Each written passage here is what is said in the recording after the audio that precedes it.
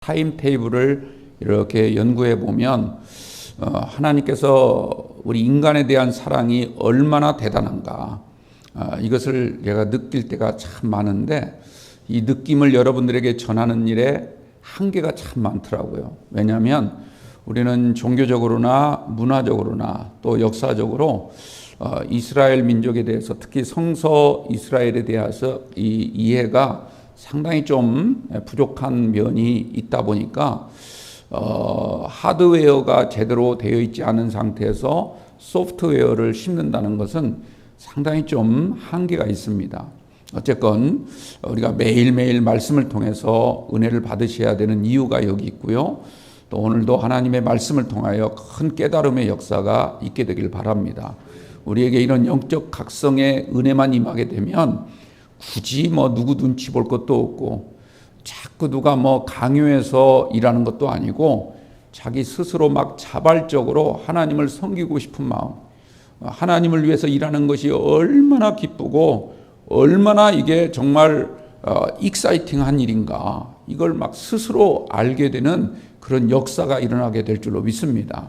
여러분들도 나름대로는 은혜를 받고 나름대로는 하나님께 헌신하며 기쁨을 누리겠지만 그 정도가 아닙니다. 그보다 훨씬 더 강렬한 하나님의 은혜의 역사가 우리 가운데 임하게 될 줄로 믿습니다. 하나님께서 세상을 창조하실 때 이렇게 모습을 보면 여섯째 날까지 하나님이 모든 걸 창조하셨죠. 근데 그걸 조금 더 세분해 보면 다섯 번째 날까지는 여섯 번째 만들 인간을 위해서 모든 걸 다 준비하셨습니다. 이 사순절도 다섯째 주간까지는 정말 하나님이 지금도 끊임없이 움직이고 계시고 우리를 위해서 어떤 걸 줄까, 어떤 기쁨을 우리에게 줄까를 생각하시면서 모든 걸 완벽하게 준비하고 계신 줄, 지금 계시는 중인 줄 믿으시기 바랍니다. 그리고 여섯 번째 주간은 우리가 보통 고난주간이라고 하지 않습니까? 예수님이 바로 십자가에 못 박혀 돌아가신 그 주간을 우리가 의미하는 것인데, 우리가 이 세상 창조 이야기를 보면 하나님이 여섯째 날 흙으로 남자와 여자를 지으시고 모든 이제까지 만든 모든 세상 만물을 다 다스리라, 정복하라, 그리고 생육하라 이렇게 말씀하셨지 않습니까? 바로 주님이 우리를 위하여 고난당하신 여섯 번째 주간, 고난주간 동안에 십자가에 못 박혀 돌아가셨다가 사흘 만에 부활하심으로 말미암아 우리에게 새로운 생명, 마치 흙과 같았던, 그야말로 그냥 마치 아무 가치 없는 그런 숨만 쉬는 존재였던 우리에게 성령의 기쁨을 주셔서 다시 부활의 은총, 다시 한번 살아나는 역사를 우리 주님이 베풀어 주셨다라고 하는 사실을 기억하시고, 그 모든 일들이 다 끝난 다음에 일곱 번째 주간에 맞이하여 하나님이 안식하게 하시고 그날을 복되게 하시고 우리에게 넘치는 기쁨을 주신 줄로 믿습니다. 우리가 이런 하나님의 그런 시간표, 하나님의 창조의 시간표뿐만 아니라 구원의 시간표, 또 사순절의 시간표, 이런 것들을 하나하나 우리가 세워가면서 하나님께 이번 한 주도 기쁨으로 승리하는 귀한 여러분들이 꼭 되시기를 주님의 이름으로 부탁을 드립니다. 자, 우리가 지금 오늘 39장을 좀 마무리하려고 하는데요. 39장, 우리가 앞에서 보았던 35장부터 이 39장까지는 하나의 묶음이다, 하나의 덩어리와 같다, 이런 말씀을 제가 서두에 드렸습니다. 그 주제는 뭐냐면 이스라엘의 완전한 회복을 위해서 하나님이 이러이러한 은혜를 베풀어 주신다라고 하는 것이죠. 물론 학자들에 따라서 이 지금 곡과의 전쟁에서 승리케 하시고 이스라엘을 회복시키는 이 모든 과정을 하나님이 이스라엘을 위한 주변 정리를 하셨다, 이렇게 해석하는 학자들도 있고요. 또 어떤 분들은 이스라엘의 대적자를 완전히 무너뜨리는 대승리의 계가를 부르게 하였다, 이렇게 해석하는 학자들도 있습니다. 약간씩 뉘앙스는 다르지만 그러나 중요한 것은 하나님이 이스라엘을 위해서, 즉 하나님의 백성을 위해서 하나님의 백성을 괴롭혀왔던 모든 대적들 다 물리치시고 놀라운 회복의 은총을 주신 줄로 믿습니다. 오늘 하나님이 우리에게도 이런 동일한 은혜를 베풀어 주시기를 간절히 소망하는 가운데 오늘 말씀 여러분들 은혜의 시간이 되시길 바랍니다. 자, 다시 한번 살펴보면 35장에는 세일산에 대한 예언이 있었습니다. 그래서 에돔 족속을 심판하시겠다 이거였죠. 그 다음에 36장에서는 반대로 이스라엘 산들은 온전히 회복되어서 하나님과의 관계가 회복되고 예배가 온전해지고 그래서 이제는 새로운 역사가 시작됐다라고 하는 좋은 청신호를 보내주고 있는 그런 단락이 36장 말씀이었습니다. 그러면서 37장에서는 이제 하나님이 본격적으로 움직이기 시작하죠. 이미 앞에서 다룬 것처럼 이 마른 뼈들을 소생하게 하셔서 에스겔을 불러다가 대언토록 하죠. 그 뼈들을 향하여 대언하라 했을 때 그 뼈에 살이 붙고 그 다음에 겉 피부가 이렇게 생기면서 정상적인 사람의 모습으로 이렇게 갖추어가는 그런 내용을 쭉 보여주었습니다. 그런데 그것만으로 다 된 게 아니었다는 거죠. 살아나긴 했지만 아직 힘을 가지지 못했습니다. 아직까지는 싸울 만한 그런 힘을 갖추지 못한 거죠. 그래서 하나님이 다시 대언을 하라고 합니다. 생기야 사방으로부터 와서 불어와서 이 사망당한 자, 이 죽음당한 자에게 불어서 살아나게 하라. 그러니까 겉모습은 갖추어졌지만 움직이긴 하고 있지만 아직까지는 사망당한 자와 같다라고 하는 겁니다. 여러분들 우리가 하나님의 영을 가지지 아니하고 그냥 육신적인 힘만으로 사는 사람은 살아있는 것 같지만 대단해 보이지만 하나님이 보실 때는 영적으로 볼 때는 신앙적인 차원으로 들여다보면 죽은 자와 같다. 사망당한 자와 같다. 그러면 어떻게 해야 살아납니까? 생기가 들어와야 된다는 거죠. 하나님께서 보내주신 성령이 우리 가운데 임해야 그때 비로소 큰 군대와 같은 강력한 힘을 가진 하나님의 백성이 될 줄로 믿습니다.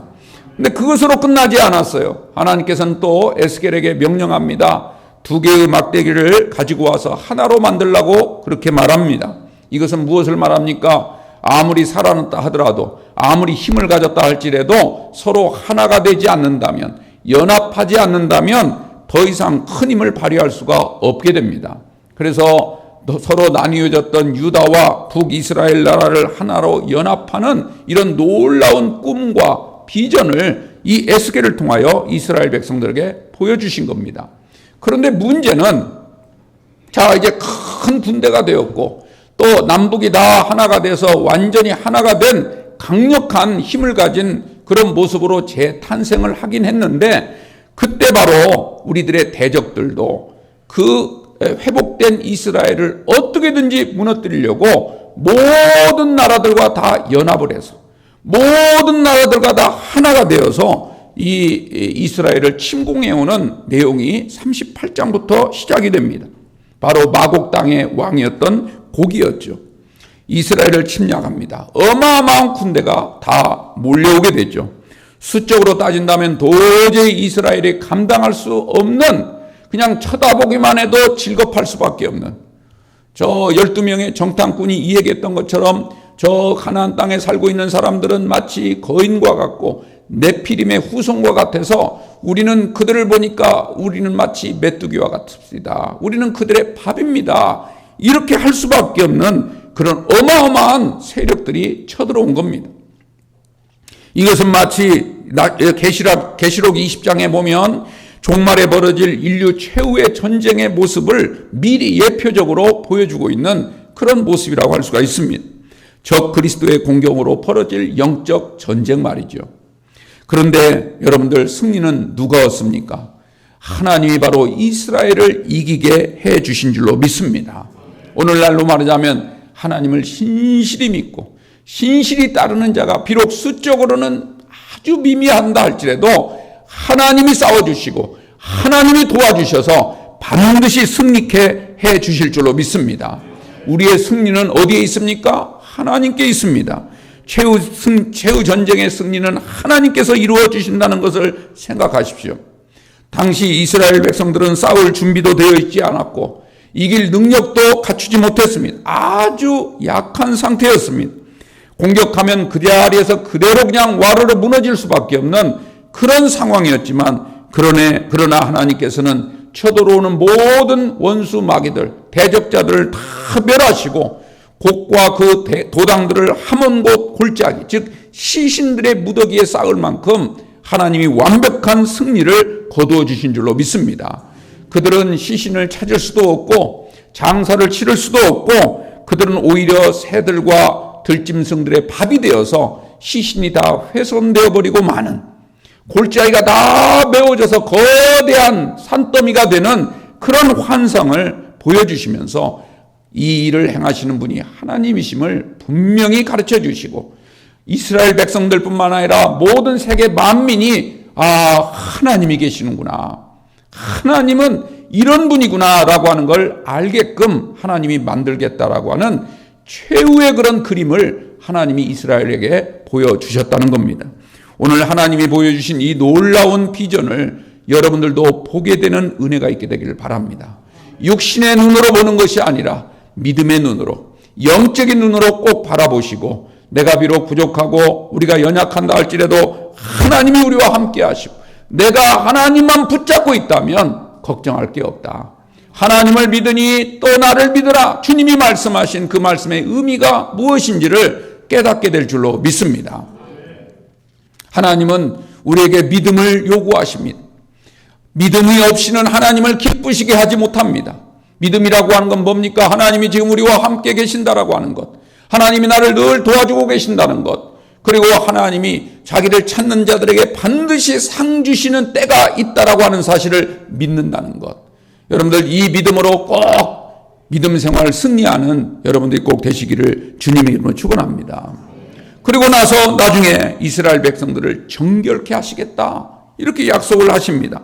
그러나 여기서 말하는 정결이라고 하는 것은 육신의 정결만을 의미하는 게 아닙니다.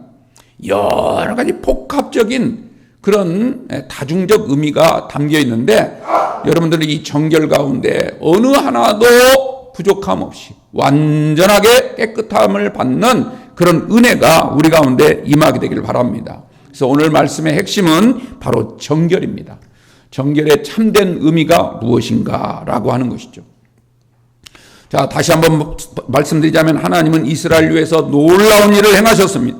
또한 옛날에 그 화려했던 지위를 회복시켜 주신 것입니다. 마른 뼈를 회복시켜 주시고 또 두 개의 막대기를 하나로 연합시켜 주셨습니다. 마른 뼈를 다시 살렸다는 것은 개인적인 은혜죠. 개인의 회복을 말하는 겁니다. 그리고 두 개의 막대기를 하나로 연합해서 나라를 하나로 만들어 주셨다는 거 하는 것은 공동체의 회복을 말하고 있는 거죠. 즉 민족의 회복을 말하고 있습니다. 여러분들 우리가 이 시대에 가장 문제가 뭡니까? 개인과 개인 사이가 하나가 되지 않습니다. 교회와 교회 사이가 하나가 되지 않습니다. 모든 것이 갈라져 있습니다. 오늘날 사탄의 무서운 흉계는 무엇이라고 생각하십니까? 갈라지게 하는 겁니다. 자꾸 믿는 사람들끼리 갈라지게 해서, 그래서 엉뚱한 데 시선을 돌리게 해서 서로 마음을 갈라지게 하고 찢어지게 만드는 이런 일들을 지금 사탄이 우리를 향하여 늘 괴롭히고 있다는 거죠. 여러분들 이런 사탄의 흉계에 절대 넘어가지 말게 되기를 바랍니다. 힘들고 어려울수록 주님을 바라보십시오. 여러분들 정말 무엇이 진리인지를 알 수 없을 때일수록 말씀을 읽으십시오. 하나님의 말씀만이 진리고 하나님만이 우리를 생명길로 인도하시는 줄로 믿습니다. 세상이 우리를 도와줄 것 같지만, 정치가 이 나라를 잘되게 할 것 같지만 천만에요. 정권을 잡으려고 하는 사람일수록, 독재성이 강한 사람일수록 교회를 자꾸 회파하려고 합니다. 왜? 교회는 항상 진리를 선포하기 때문에 진리가 거슬리거든요. 그러니까 자꾸 이간질을 해요. 그래서 교회와 교회 사이를 진보와 보수로 나눕니다. 자꾸 교인들끼리 정치적으로 싸우게 만듭니다. 이게 바로 사탄의 흉계라는 겁니다. 여러분들 우리는 이럴 때 그런 흉계에 넘어가지 말고, 그런 미혹함에 자꾸 빠지지 말고, 이럴 때일수록 주님을 바라보시고, 할렐루야, 이럴 때일수록 진리의 말씀을 읽는데 최선을 다하는 여러분들이 꼭 되시길 바랍니다. 그런데 하나님은요, 이렇게 해서 정결하게 해주시겠다고 했는데 이게 부족하다는 겁니다. 이게 완전한 회복이 아니라는 거예요. 개인적으로도 회복시켜 주셨고 공동체도 회복시켜 주셨지만 그러나 이것만으로는 안 된다는 거예요. 겉모습의 회복만으로는 안 된다는 겁니다. 왜냐하면 사람이라는 존재는 믿을 수가 없거든요. 언제 또 어떻게 변할지 몰라요. 상황에 따라, 자기의 이익에 따라 수없이 변하는 게 사람입니다. 그래서 사람은 또다시 죄를 지을 수가 있어요. 하나님이 큰 군대를 능력 있는 군대와 같은 그런 회복을 허락하여 주시고 또 온 무리들이 하나가 될 수 있는 그런 연합의 은혜를 회복하여 주셨어도 또 세월이 흘러서 또 상황이 변하고 또 이윤에 따라서 사람이 죄를 지을 수 있고 그래서 자꾸 변질될 수 있다라고 하는 겁니다. 우리는 그것을 인정해야만 됩니다. 그래서 우리는 죄인인 거예요. 아무리 깨끗한 것 같아도 우리는 다 죄인인 거예요. 교회도 마찬가지입니다. 물리적으로는 하나가 될 수 있어요. 행사할 때 그냥 체면상 나올 수도 있어요. 물리적으로는 하나가 될 수 있지만 영적으로 하나가 되는 것은 이게 쉬운 일이 아닙니다. 우리가 다 그러기 때문에 은혜를 받아야 될 줄로 믿습니다. 같은 교회에서 함께 예배를 드려도 생각이 다르고 비전이 다를 수 있습니다. 그리고 신앙도 각기 제각각으로 드립니다. 교회를 사랑하는 마음과 비전 그리고 하나님께 대한 믿음 이게 하나가 되는 것이 굉장히 중요한데 하나가 되는 방법이 있어요. 그게 뭐냐면 주님 안에 있어야 됩니다. 내 안에 있으면 안 돼요. 세상 안에 있으려고 하면 안 돼요. 주님 안에 있을 때만 우리가 온전히 하나가 될 수 있다라고 하는 겁니다. 이것을 다른 말로 말하자면 우리가 주님 안에 있어야 된다 이 말은 주님이 받아들일 만큼 정결해야 된다 이 말이죠. 주님이 우리를 주님 안으로 받아들일 만큼 왜? 주님은 정결하신 분이고 완전하신 분이고 깨끗하신 분이고 그렇기 때문에 주님은 우리를 받아들일 때 정결한 자만 받아들이시는 거예요. 빛이 어둠을 받아들일 수가 없습니다. 어둠은 물러가는 것이죠. 그래서 주님은 거룩한 분이기 때문에 우리가 늘 힘써야 될 일이 있다면 거룩에 힘써야 됩니다. 그래야 우리가 주님 안에 거할 수 있게 되는 것이죠. 오늘 본문은 이런 정결의 은혜에 대해서 말씀을 하고 있습니다. 우리가 정결하게 되는 것도 내 힘으로만 되어지는 것이 아니라 주님이 하나님이 우리에게 은혜를 베풀어 주셔야 될 줄로 믿습니다.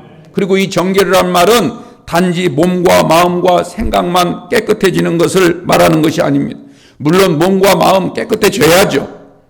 그러나 그보다 더 중요한 것은 진짜 정결은 뭐냐면 하나님 앞에 설 수 있는 정결. 주님 안에 받아들일 만한, 주님이 우리를 받아들일 만한 그런 정결. 이것이 우리에게 가장 중요한 정결이다라고 하는 것이죠. 그 네탈렛 야다임이라는 그 유대인들이 사용하는 언어가 있어요. 네탈랏 야다임이란 말이 있어요. 이게 무슨 말이냐면 이 마가복음 7장을 보면 예수님의 제자들이 이렇게 길을 가다가 이삭을 잘라 먹고 심지어 너무 배가 고픈 나머지 음식을 먹는데 손을 씻지 않고 막 음식을 먹었잖아요. 막 허겁지겁 얼마나 배가 고팠으면 그랬겠습니까? 그랬더니 그것을 본 바리새인들과 많은 유대인들이 저 사람들이 얼마나 배가 고팠으면 저럴까? 하루 종일 정말 먹지도 못하고 주님 따라다니면서 그 환자들 고치고 그 귀신을 쫓아내고 또 하나님의 말씀을 막 귀담아 듣고 하니라고 배고픈지도 모르고 하루 점드락 이렇게 그 허기졌던 그들의 그 상황에 대해서 안타까운 마음을 가지기는커녕 손 씻지 않고 먹었다고. 손 씻지 않고 먹었다고 그걸 비난하는 거예요. 그러면서 부정하다고 하는 거예요. 부정하다. 그때 주님이 뭐라고 말합니까? 사람이 입으로 들어가는 것. 손에 물론 좀 더러움이 있어서 들어가는 떡에 약간 정결치 못한 오염된 것을 먹을 수도 있겠죠. 근데 입으로 들어가는 것이 그 사람을 더럽게 하는 게 아니라는 거예요. 오히려 반대로 입에서 나오는 것. 그것은 그 사람의 생각과 마음이 그 안에 담겨 있다는 거죠. 우리의 말 가운데는요, 자신의 생각과 마음이 담겨 있다는 거예요. 그러니까 여러분들이 말을 정말 신중하게 해야 되는 거죠. 그래서 사람이 입으로 들어가는 것이 그 사람을 더럽게 하는 것이 아니라 그 입에서 나오는 말이 그로 하여금 그 사람이 더럽냐 더럽지 않느냐를 결정하는 기준이 된다라고 말하는 거예요. 이스라엘 백성들은 손을 씻지 않고 먹는 것, 네탈랏 야다임이라면은 손을 씻는다 이런 뜻이에요. 원래 원어는 손을 들어 올린다 이런 말인데, 그들은 항상 음식 먹기 전에 조그마한 컵, 이거보다 약간 큰 그 컵을 갖다 놓습니다. 양쪽에 고리가 달린 컵이 있어요, 양쪽에. 그래서 한 손은 오른손을 들고 왼손을 씻고, 또 왼손을 들고 오른손을 씻고 해서 반드시 손을 씻고 닦고 그 다음에 음식을 먹어야 정결하다고 생각을 했어요. 음식의 종류와 상관없이 손을 씻느냐 안 씻느냐가 정결과 부정을 나눈다고 그렇게 생각을 한 거죠. 그런데 주님은 그렇게 말씀하지 않습니다. 너희들이 레위기 말씀을 보라는 거죠. 하나님의 계명을 읽어보면 정결이라고 하는 건, 음식이라고 하는 건 그 음식 자체가 우리가 먹을 수 있는 음식이냐 먹을 수 없는 음식이냐, 그거에 따라서 내가 부정할 수도 있고 정결할 수도 있다고 말씀을 하고 있지, 손을 씻느냐 안 씻느냐 가지고 결정된 것이 아니라는 거예요. 사람이 급하다 보면 손을 씻지 않고도 먹을 수가 있죠. 사람이 급하다 보면 그런 상황과 여러 가지 조건은 생각하지 않고 그저 유대인들은, 바리새인들은 그런 거 상관없이 손만 씻으면 정결하다, 속으로 시커먼 생각을 가지고 있다 하더라도 손만 씻고 먹으면 나는 깨끗한 사람이다, 외적인 정결을 말하고 있는, 이게 네탈랏 야다임이라는 말이에요. 여러분들, 우리가 한번 잘 생각해 보십시오. 물론 음식을 먹을 때 깨끗이 손을 씻는 것, 그게 위생상으로 굉장히 중요하긴 합니다.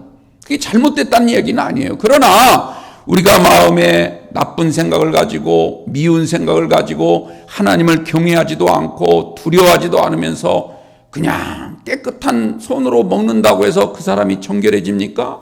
그렇지 않다는 겁니다. 여러분들, 우리의 생각과 마음을 먼저 정결케 하고 그 다음에 내가 정말 하나님 앞에 설 수 있는 그런 지금 상황에 그런 내 몸가짐을 가지고 있느냐, 내 신앙이 정말 하나님이 받아줄 만한, 오늘 내가 드리는 이 예배를 하나님이 정말 연락하실 만한 그런 모습으로 지금 하나님께 예배를 드리고 있느냐, 이것을 깊이 생각하면서 늘 자신을 정결케 하기를 주님의 이름으로 축원합니다. 그래서 사도 바울은요, 빌립보 4장 8절에 정결을 이렇게 7가지 단어로 소개하고 있습니다. 형제들아, 무엇에든지 참되며 무엇에든지 경건하며 무엇에든지 옳으며 무엇에든지 정결하며 무엇에든지 사랑받을 만하며 무엇에든지 칭찬받을 만하며 무슨 덕이 있든지 무슨 기림이 있든지 이것들을 생각하라. 여기 7가지의 동사가 나와요. 참되고 경건하고 옳고 정결하고 사랑받을 만하고 칭찬받을 만하고 기림이 받을 만한 걸 생각하라. 이게 바로 정결의 시작이라고 하는 겁니다. 우리가 정말 하나님이 받으실 만한 정결은 이런 것으로부터 시작이 되는 거예요. 또 야고보 사도는요, 야고보 1장 27절에 이렇게 말합니다. 하나님 아버지 앞에서 정결하고 더러움이 없는 경건은 곧 고아와 과부를 그 환난 중에서 돌보고 또 자기를 지켜서, 다 같이 따라서 합시다. 새 속에 물들지 않는 그것이니라. 새 속에 물들지 않는 것, 온전히 하나님의 말씀의 은혜에 젖는 것, 이게 바로 정결의 의미라는 거예요. 이렇게 정결해야만 그 다음 어떻게 됩니까? 40장부터 이제 앞으로 48장까지 부활절 지나고 나서 이제 마지막 결론부로 나아갈 텐데, 그 40장에서 48장까지 내용이 뭐예요? 하나님이 돌아오시는 얘기예요. 예루살렘을 버리고 성전을 뛰쳐나가셨던 하나님께서, 하나님이 왜 성전을 나가셨습니까? 그 안에서 벌어지고 있는 온갖 추한 모습들, 입으로는 하나님의 영광을 외치면서, 입으로는 할렐루야 감사 찬양을 하면서, 그러나 생활하는 모습을 보면 하나님이 과연 계시는지, 하나님을 믿긴 하는 건지, 하나님을 정말 두려워하는 건지, 천국과 지옥이 있다고 정말 믿고는 있는 건지 알 수가 없을 만큼 그렇게 타락하고 변질되고 추잡한 그런 신앙생활을 일삼고 있는 성전을 더 이상 하나님이 바라보지 않으시고 기다리다 몇 년 동안요? 7일의 동안을 기다리다가 그냥 집을 나가신 거예요. 하나님의 성전을 나가신 거예요. 여러분들 집에 자녀들이 만약에 가출해버리면 어떻게 되겠습니까? 왜 가출하겠습니까? 집이 편안하고 좋고 부모님이 나를 사랑하고 정말 모든 그 안에 은혜가 가득하면 왜 나갑니까? 뭔가 문제가 있으니까 나가는 거 아니겠냐 이 말이에요. 그런데 그 집을 나가신 하나님이 이제 정결해진 이스라엘 백성들의 모습을 보시고 다시 돌아오는 이야기가 40장에서 48장까지 우리 한국교회가 가장 눈여겨봐야 될 이 부분이 이제 우리가 남아있는 부분입니다. 여러분들 이 말씀을 통하여 우리가 그냥 에스겔서 40장부터 읽으면 지루해요. 무슨 치수 재는 얘기가 나오고 무슨 방을 여기다 저기 이렇게 꾸며라 저기다 꾸며라 이게 중요한 거예요. 이게 교회는요 구조가 제대로 갖춰져 있어야 되고요 그 구조 안에서 자기 역할을 제대로 감당할 때 아름다운 거예요. 해와 달과 별이 각자의 위치에서 각자의 빛을 내야 그게 아름다운 거지. 밤의 별이 내가 태양이 되어버리라. 밤에도. 그래서 수만 개의 별이 다 태양이 되어버리면 지구가 어떻게 되겠습니까? 사라져버리죠. 모든 것의 잘못은 뭐냐면 자기 위치를 지키지 않는 거예요. 내가 있어야 될 곳, 지금 이 시간에 내가 있어야 될 곳, 하나님이 나를 부르신 그 자리에 내가 지금 있는가? 내가 있어야 될 곳에 있는가? 그 다음에 두 번째로 중요한 게 뭡니까? 그 위치에서 내가 해야 될 일을 하고 있는가? 그 첫 번째는 구조주의라고 하고 두 번째는 기능주의라고 해요. 이게 사회학의 아주 기본이에요. 어디나 구조가 제대로 갖춰지지 않으면 그때부터 위기라는 말을 합니다. 부모님이 계셔야 되는데 부모님 중에 한 분이 돌아가셨다든지 만약 헤어지셨다든지 그러면 구조가 깨지는 거죠. 그러면 그 자녀들이 어떻게 되겠습니까? 불안해하기 시작해요. 위기가 오기 시작해요. 그런데 설령 같이 있다 하더라도 몸은 같이 있는데 두 사람이 부모가 제 역할을 안 해. 아버지는 열심히 일해서 돈을 벌어와야 되고 어머니는 열심히 집안일을 해야 되는데 아버지는 나갔다 하면 이상한 짓이나 하고 어머니는 집안 돌보지 않고 그냥 제멋대로 이렇게 한다면 자녀들이 어떻게 되겠어요? 이게 기능인 거죠. 그래서 모든 것이 안정되려면 구조와 기능 이 두 개가 동전의 양면과 같이 튼튼하게 서 있어야 된다 이 말이죠. 할렐루야. 여러분 우리 교회가 비록 큰 교회 아니지만 여러분들 모두 한 분 한 분이 내가 정말 이 시간에 하나님이 나를 부르신 그곳이 어딘가 내가 있어야 될 곳이 어딘가 이걸 히브리 말로 모에딤이라고 합니다. 모에딤이란 말은 하나님과의 약속이란 뜻이에요. 내가 하나님의 약속을 지키는 장소와 시간이 있다 이 말이에요. 하나님께 내가 해야 될 사명과 역할이 있다 이 말이에요. 이것을 정말 최선을 다해서 내가 감당하고 있는가? 그래야 위기가 없는 거예요. 그래야 평화가 오는 거예요. 그때 진정한 자유의 기쁨을 누리게 되는 거예요. 그렇지 않으면 늘 우리 사람은요 나보다 조금 더 못한 사람을 바라봐요.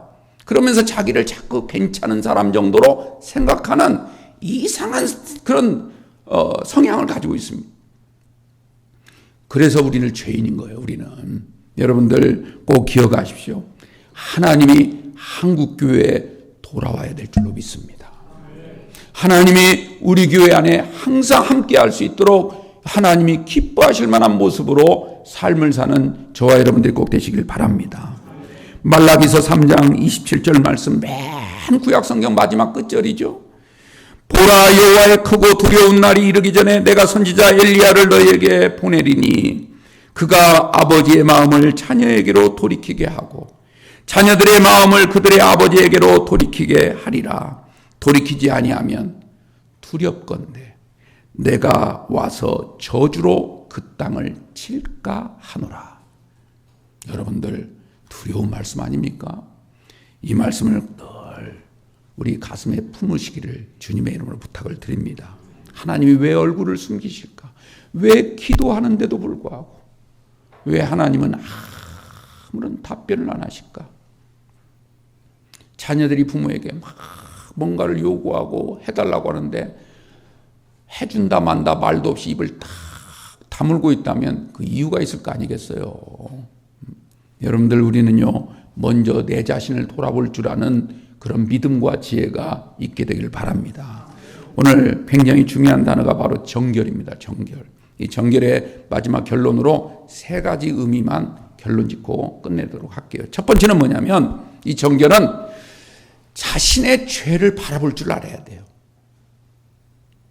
내가 아무리 의롭게 나름대로는 깨끗하게 살았어도 나는 여전히 죄인입니다. 온전히 자기의 죄를 회개하고 하나님께 마음을 향하는 것, 우리의 몸과 마음을 하나님께로 향하는 것으로부터 정결이 시작이 됩니다. 오늘 25절과 26절 말씀을 다시 한번 보십시오. 그러므로 주 여호와께서 이같이 말씀하셨느니라. 내가 이제 내 거룩한 이름을 위하여 열심을 내어 야곱의 사로잡힌 자를 돌아오게 하며 이스라엘 온 족속에게 사랑을 베풀지라. 그들이 그 땅에 평안히 거주하고 두렵게 할 자가 없게 될 때에 부끄러움을 품고 내게 범한 죄를 뉘우치리니. 우리는 하나님 앞에서 부끄러워할 줄 알아야 돼요. 물론 나 부끄러운 짓 한 적이 없는데요, 그게 부끄러운 거예요. 그게 우리가 잘 한번 본인 마음을 한번 들여다보십시오. 부끄러운 게 얼마나 많은지. 이걸 아직도 모른다면 아직 은혜를 모르는 거예요. 여러분들, 하나님이 이스라엘을 돌아오게 하시고 사랑을 베풀어 주시되 돌아온 이스라엘 족속을 평안하게 거주할 때 우리가 정말 하나님 앞에 이런 사랑을 받을 만한 존재가 아닌데, 내가 하나님 앞에 이런 은혜를 받을 만한 그런 하나님께 그런 한 일이 없는데 하나님이 나를 이토록 사랑하시는구나. 우리의 몸과 마음을 하나님이 아닌 세상을 향했던 우리의 그 죄의 모습을 하나님 앞에 온전히 부끄러움으로 회개해야 될 줄로 믿습니다. 정결은 뭐로부터 시작이 된다고요? 회개로부터 시작이 되는 거예요. 회개로부터. 두 번째로 정결이 무슨 뜻인가? 정결은 이제부터는 회개를 했다면 또다시 똑같은 죄를 지면 안 되죠. 회개를 했다면 우리는 완전히 하나님의 거룩함이 드러나도록, 다시 말하자면 하나님의 영광이 드러나도록, 우리의 삶 속에서 하나님의 영광이 드러나도록 삶을 살아야 될 줄로 믿습니다. 27절 28절 말씀입니다. 내가 그들을 만민 중에서 돌아오게 하고 적국 중에서 모아내어 많은 민족이 보는 데서 그들로 말미암아 나의 거룩함을 나타낼 때라. 전에는 내가 그들이 사로잡혀 여러 나라에 이르게 하였거니와 후에는 내가 그들을 모아 고국 땅으로 돌아오게 하고 그 한 사람도 이방에 남기지 아니하리니 그들이 내가 여호와 자기들의 하나님인 줄을 알리라. 우리는 하나님을 알리는 통로가 돼야 돼요. 우리의 말 한마디를 통해서, 우리의 몸짓 하나하나를 통해서 하나님의 냄새가 나야 돼요. 그리스도의 향기가 나야 돼요. 오늘 연합 속회지 않습니까? 오늘 공과책을 보니까 빛과 소금에 대한 이야기더라고요. 하나님, 주님은 우리를 향해서 너희들은 빛이다, 소금이다. 근데 여러분들 좋아하지만 마십시오. 왜? 빛은 빛을 낼 때 빛이 되는 거죠. 소금은 소금 맛을 낼 때 소금이 되는 거지. 안 그러면 땅에 밟혀서 사람들에게 밟히는 거예요. 땅에 뿌려져 가지고. 빛과 소금의 공통점이 뭡니까? 자기를 희생해서 자기를 내세우는 게 아니에요. 자기를 죽여서 주님을 드러내는 거예요. 빛은 스스로를 태워서 온 세상을 밝게 하는 게 빛이죠. 소금은 뭡니까? 자기를 녹여서 음식의 맛을 내게 하는 게 소금입니다. 그런 삶을 살아갈 때 많은 사람들이 너희를 보고, 너희들의 그런 불태우는 모습을 보고, 너희들의 그런 녹아지는 모습을 보고 하나님이 살아계신 줄을 알고 하나님께 영광을 돌리게 될 것이다. 우리는 세상 사람들에게 이런 역할을 감당해야 될 줄로 믿습니다. 늘 착한 행실을 해야 되는 이유가 그거예요.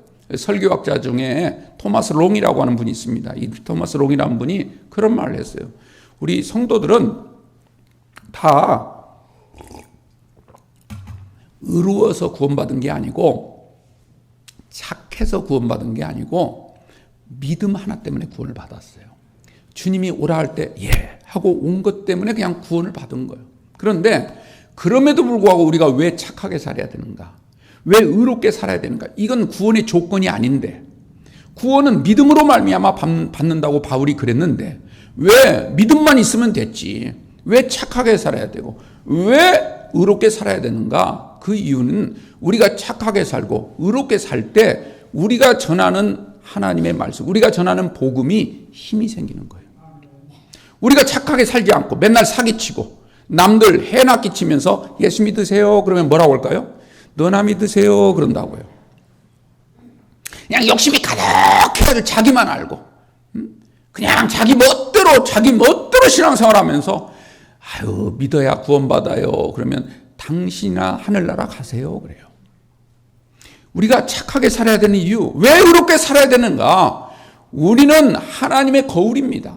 하나님의 얼굴이에요. 그렇기 때문에 우리 안에 하나님의 형상이 있느냐 없느냐는 세상 사람들이 판단하는 거예요. 그러므로 우리는요, 어딜 가서든지 늘 빛과 소금의 삶을 살아야 될 줄로 믿습니다. 그래야 우리의 착한 행실을 보고 우리의 의로운 모습을 보고, 처음에는 의로움으로 구원받는 게 아니지만 여러분의 그런 모습을 보고 사람들이 믿음이 생기는 거예요. 그 믿음이 뜨고 그 영혼을 살리는 거예요. 그래서 하나님의 나라가 팽창해질 줄로 믿습니다. 그런 일에 우리가 최선을 다하는 우리 영광의 성도들이 꼭 되시기 바랍니다. 끝으로 하나만 더 말씀드릴게요. 정결의 참된 의미가 뭔가? 마지막은요, 하나님의 영이 나를 지배해야 돼요. 하나님의 영이, 하나님께서 부어주시는 성령, 이건 하나님이 아주 그냥 찔끔찔끔 주시지 않습니다. 우리에게 막 풍성하게 주세요. 근데 문제는 받는 우리가 찔끔찔끔 받아요. 왜? 한꺼번에 많이 받았다가 혹시 내가 모든 걸 다 하나님께 바치면 어떡하지? 하나님이 갑자기 저 아프리카 르완다에 가라고 하면 어떡하지? 이게 겁이 나가지고 아직 세상 끈을 놓지 못한 거, 아직 세상에 대한 욕심을 버리지 못한 거, 이것 때문에 하나님이 막 성령을 부어주는데도 막 말로는 성령의 충만함을 주옵소서 하면서 주려고 하면 겁이 바짝 나는 거예요. 아유, 조금만. 자꾸 우리 스스로 막는단 말이에요. 세상 것 때문에, 욕심 때문에, 내 아직도 죽지 않은 자아 때문에. 오늘 29절 마지막 절 보십시오. 내가 다시는 내 얼굴을 그들에게 가리지 아니하리니 이는 내가 내 영을 이스라엘 족속에게 어떻게 했다고요? 쏟았습니다. 그냥 살짝 부어주신 게 아니라 그냥 쏟아 부어주셨다는 거예요. 주 여호와의 말씀이니라. 여러분들, 하나님이 주시는 영, 성령이죠. 이 성령의 충만함을 받을 때 비로소 정결이 완성되는 거예요. 이런 정결로 완성되어질 때 어떻게 되는가? 오늘 다음 얘기는 이제 다음 우리가 부활절 지나서 하겠지만 40장 1절부터 4절을 보면 하나님께서 다시 예루살렘으로 돌아오시려고 준비를 하시는 모습이에요. 그래서 1절 보면 사로잡힌 지 25년째 해 성이 함락되고 그러니까 14년이 지난 해 첫째 달 열째 날, 이 아주 중요한 의미가 있는데 그건 나중에 말씀드리도록 하고, 이때 2절 보니까 매우 높은 산은 어디입니까? 바로 예루살렘 성전을 말하고 있는 거거든요. 그 산 위에 하나님께서 내려오셔요. 그래가지고 거기서 뭘 보여주시냐면 남쪽으로 향한 성읍 형상을 보여주셔요. 여러분들, 성읍을 보여주시는 게 아니고 성읍 형상을 보여주셔요. 이 말은 무슨 말이냐면 아직은 성읍이 없는 거예요. 그런데 성읍 형상을 미리 보여주시는 거예요. 프리젠테이션을 하는 거예요. 아직은 완성되지 않았지만 내가 이러이러한 성전을 지을 거야 라고 설계도를 보여주시는 거예요. 이걸 다른 말로 하면 청사진을 보여주시는 거예요. 이건 진짜는 아니에요. 아직은 형상이에요. 그러나 그 형상을 바라볼 때, 그 비전을 바라볼 때 어떻게 되겠습니까? 우리에게 힘이 생기는 거죠. 야, 하나님이 나를 위해서, 우리를 위해서 이 어마어마한 은혜를 베풀어 주시는구나. 이걸 미리 알아야 우리가 정말 이 어려운 시대에, 정말 믿음 지키기 힘든 이 세상 속에서도 우리가 포기하지 아니하고 낙심하지 아니하고 끝까지 우리가 주님을 향하여 나아갈 수 있는 믿음이 생기지 않겠습니까? 그 은혜를 주시겠다는 거예요. 그리고 나중에 막 측량하는 사람들을 보내가지고 천사들을 보내가지고 막 삼줄과 장대를 가지고 뭡니까 그 성읍을 측량하는 거예요. 그러니까 완벽한 성전을 만들어 주시겠다는 거죠. 이제까지 성전이 아니라 하나님이 만드신 직접 손수 만드신 그 성전을 이스라엘 백성들에게 허락해 주시겠다는 거예요. 그 안에서 드리는 예배를 하나님이 온전히 받아주시는 그런 이야기들이 앞으로 쭉 흘러간단 말이죠. 이런 은혜가 우리 가운데 임해야 될 줄로 믿습니다. 하나님이 우리 한 사람을 한 사람을 위해서, 우리 영광교회 모든 성도들을 위해서 멋진 하늘나라의 성전을 바라볼 수 있는 영안이 열리게 되기를 예수님의 이름으로 축원합니다. 기도하겠습니다.